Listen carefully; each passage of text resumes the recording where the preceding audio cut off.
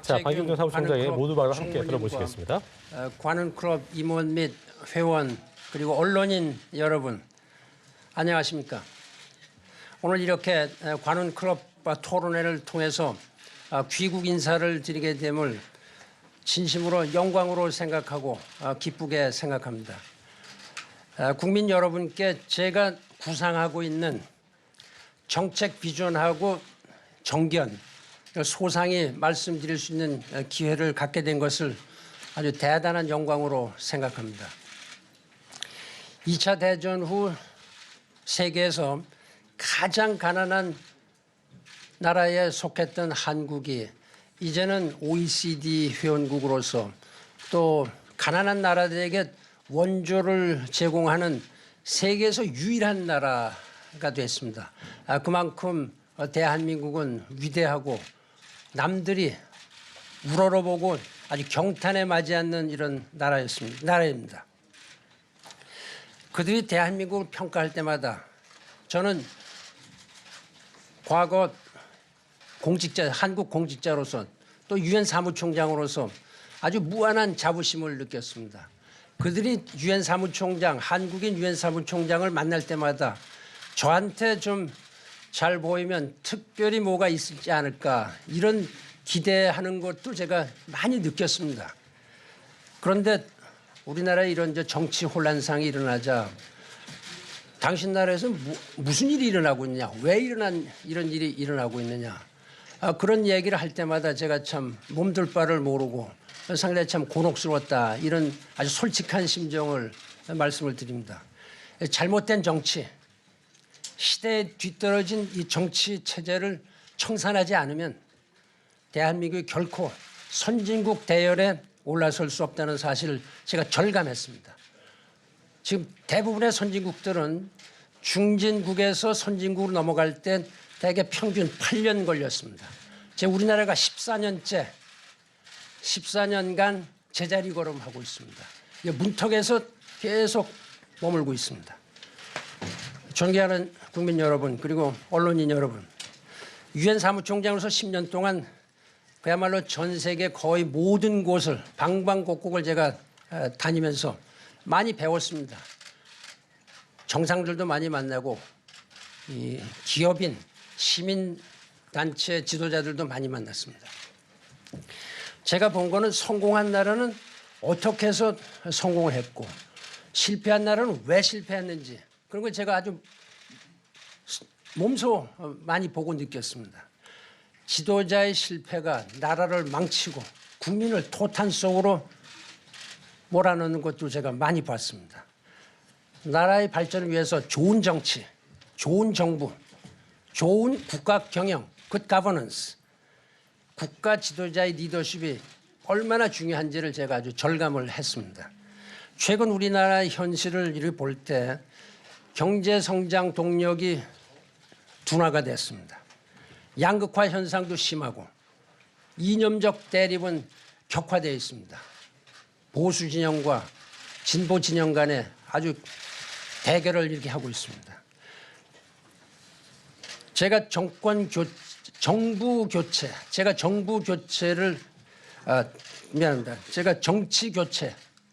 정치 교체를 주장하는 이유도 바로 여기에 있습니다. 패권과 기득권, 낡은 정치로는 정권 교체라든지 또 다른 실패로 연결될 수밖에 없습니다. 제가 개헌을 해야 되겠다 추진하는 이유는 정치 교체를 위해서 꼭 필요하기 때문입니다. 현재 제왕적 대통령제 하에서는 지난 30년의 실패를 되풀이하고 존경받지 못하는 또 하나의 불행한 전임 대통령을 만들 가능성이 다분히 있습니다. 패권과 편가르기, 정치에서 분권과 협치의 좋은 정치로 가야 합니다.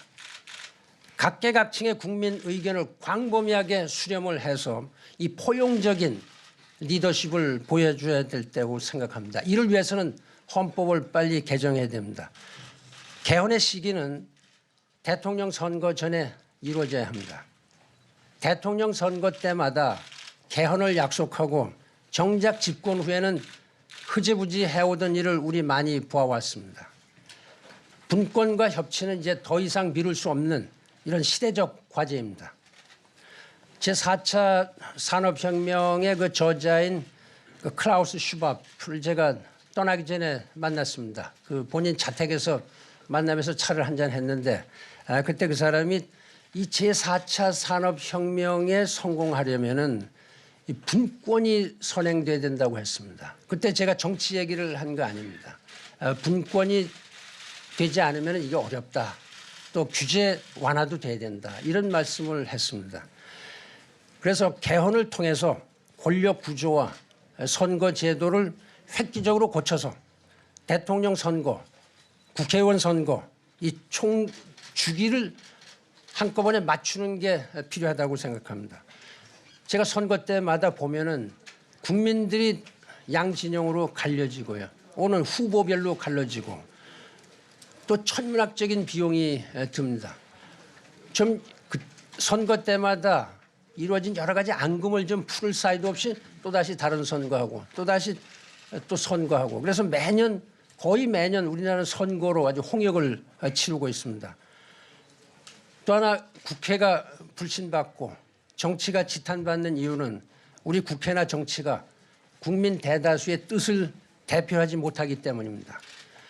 지역 유권자 30 내지 40%의 득표로 국회의원이 되고 또 과반에도 미치는 지지도로 대통령이 되는 나라에서 그럼 나머지 60 내지 70% 유권자 과반 이상의 국민들 그런 어떤 정당도 어떤 국회도 어떤 대통령도 신뢰를 하지 않습니다.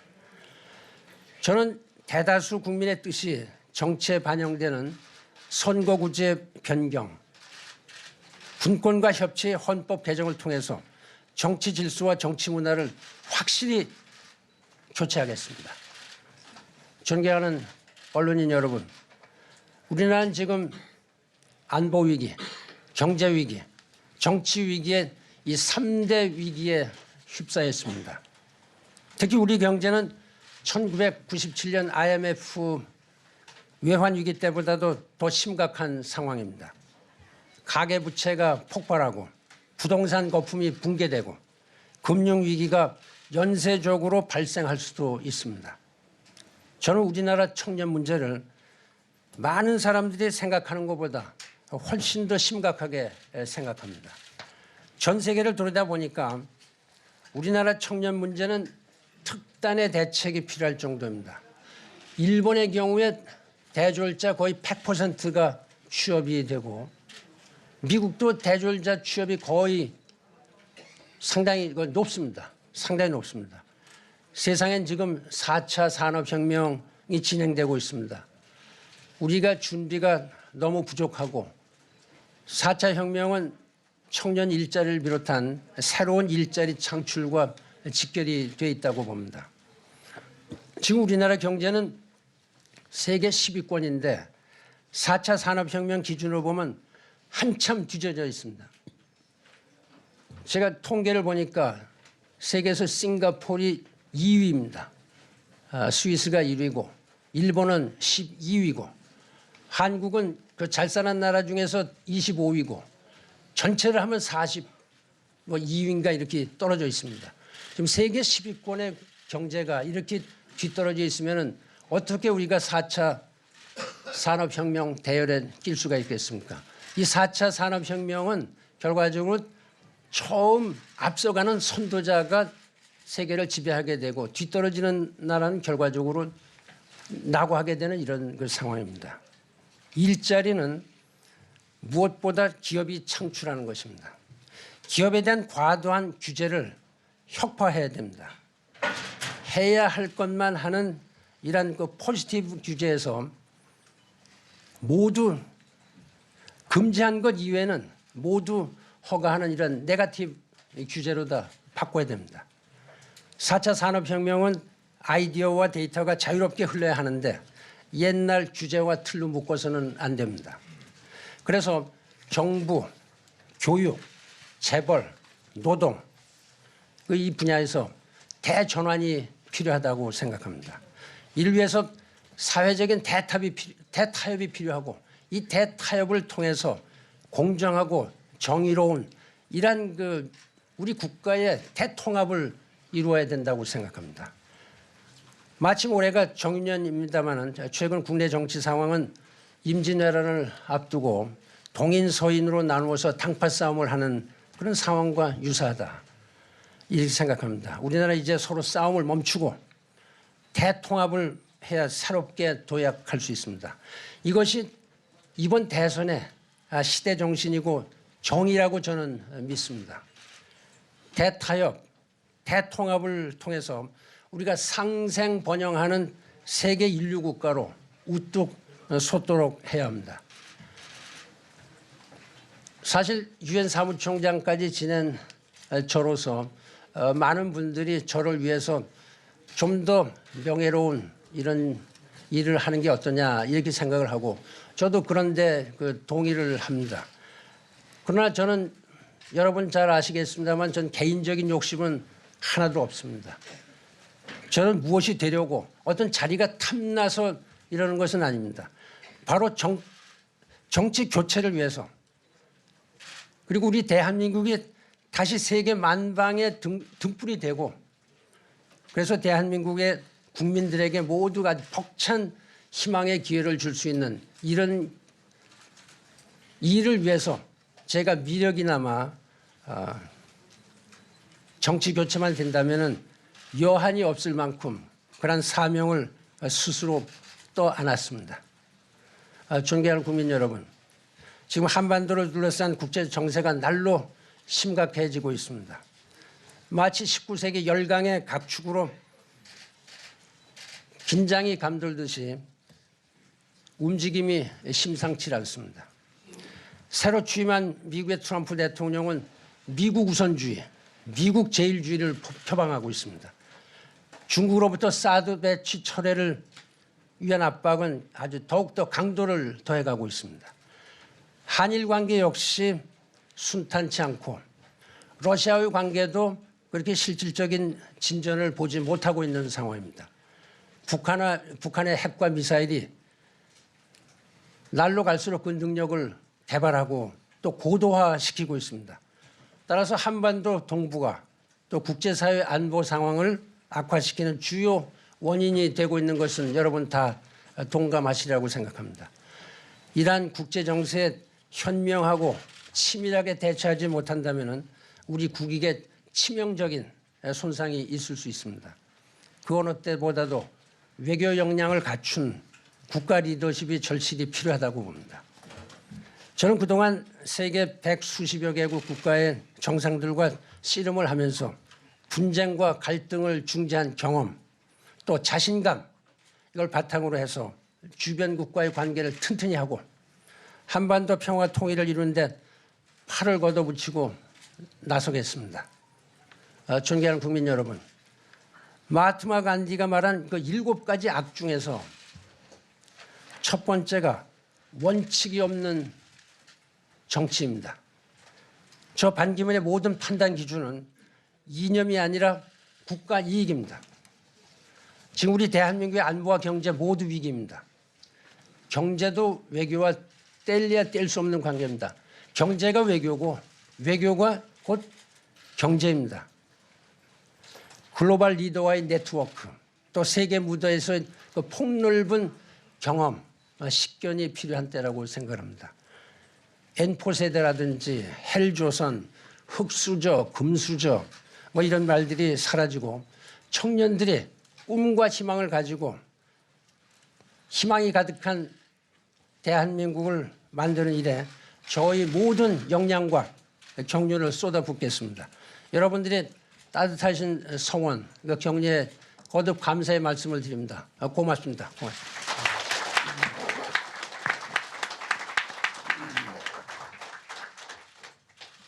네, 본격적인 토론에 들어가기에 앞서서 총장님께서 우리 대한민국이 다시 세계 만방의 등불이 되고 우리 국민들에게 벅찬 희망을 되돌려드리기 위해서 온몸을 던지기로 했다라고 말씀을 하셨는데 이것을 이번 대통령 선거 출마 선언으로 받아들여도 되겠습니까? 저는 제가 드리고 싶은 말씀을 다 드렸으니까 해석을 어떻게 하느냐는 건 언론인의 몫이라고 생각을 합니다. 네, 네, 언론인으로서 출마 선언으로 해석이 됩니다. 예. 네.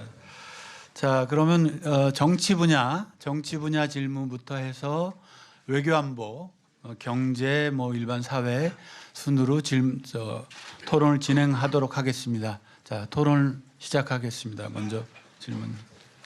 네, 국내 정치에 전념할 사람들 나 말고도 많이 있다. 이런 미국 언론에 이런 언급을 하신 게 그리 오래되지 않은 것으로 제가 기억을 합니다만 대통령이 되겠다고 국민에게 지지를 구하려면 스스로 먼저 설득이 돼야 될 것이라고 판단을 합니다.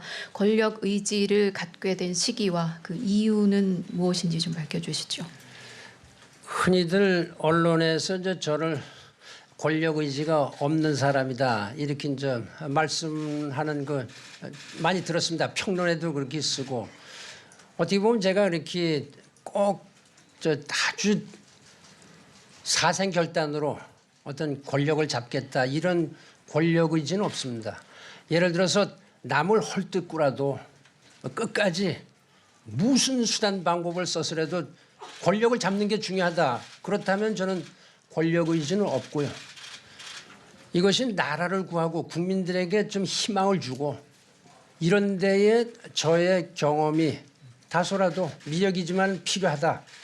그리고 제가 그런 것이 필요하다. 이렇게 생각한다면 저는 권력 의지가 있습니다. 제 질문은 언제쯤 그러니까 시기적으로 유엔 사무총장을 연말까지 지내셨는데 언제 대권에 도전하겠다라는 스스로의 다짐을 결정을 하셨는지를 여쭙는 겁니다. 사실 그간 여러분들이 그런 그 가능성을 저한테 설명도 드렸고 그러나 제가 이런 결심을 하게 된 거는 이 소위 그 최순실 사건으로 해서 국정이 농단이 되고 대통령이 이 탄핵 소추에 들어가는 참 아주 불행한 이런 일이 한국에서 일어났습니다. 제가 아까 말씀드렸습니다마는 세계 지도자들 특히 개도국에서 선정이 베풀어지지 않는 나라 지도자들을 개별적으로 또는 공개적으로 많이 제가 대화를 했습니다. 당신들 국민들의 소리에 경청해라. 당신 국민들의 염원과 어려움이 뭔지를 좀 잘 들어라. 이렇게 아마 수백 번도 더 했을 겁니다. 지난 2016년 1월부터까지요. 그런데 갑자기 이런 일이 대한민국에서 일어났습니다. 조국 대한민국에서. 그리고 많은 사람들이 이렇게 해서는 대한민국이 희망이 없다. 그러니까 당신이 한번 그런 그 기회를 한번 신임을 물어보는 게 어떠냐. 제 자신 그 가족들하고도 협의를 하고 뭐 물론 가족들이 그렇게 썩 내켜서 하진 않습니다. 반대도 하고 그렇지만은 제가 유엔 사무총장 지내고 회고록이나 쓰고 어디 가서 강의나 하면서 좀 편안하게 시간을 보내는 것보다는 아주 짧은 시간이 될지도 모르지만 제가 최대한도로 제 노력을 한번 해보겠다. 그래서 12월 달에 결정을 하게 된 겁니다. 예.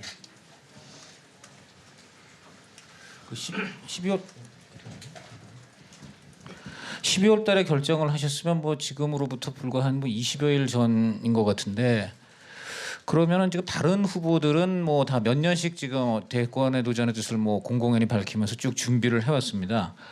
뭐 또 10년 동안 또 한국에서 떨어져 계셨고 그 사이에 총장으로서 어떤 또 그 구설수에 안 휘말리려고 이제 한국 정치인들도 가급적 안 만나신 것도 잘 들었는데 자 그렇다면은 저렇게 몇 년씩 그렇게 준비한 다른 후보들에 비해서 본인이 준비된 후보라고 할 수 있습니까?